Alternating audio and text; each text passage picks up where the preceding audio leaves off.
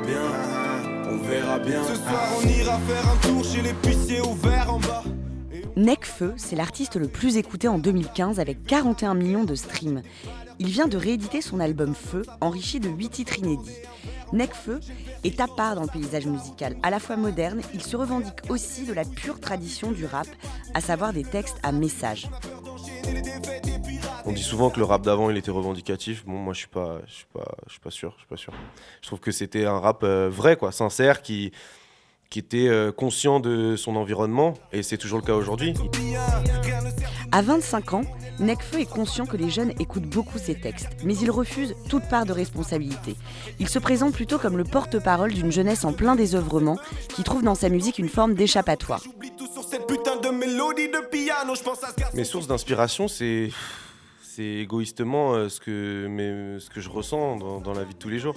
Mais sans faire l'analyse politique, parce que l'actualité, quand on la commente trop vite, on se trompe souvent.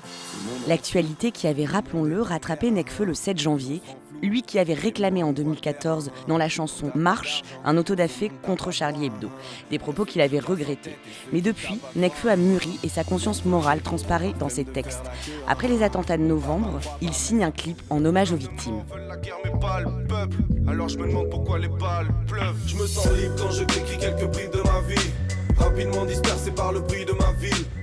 La scène, ça représente la vie de nomade et la vie de collectif et de rencontres, de voyages. C'est ce qui m'a permis de voyager alors que j'avais jamais voyagé dans ma vie avant, et donc je remercie beaucoup la scène pour ça.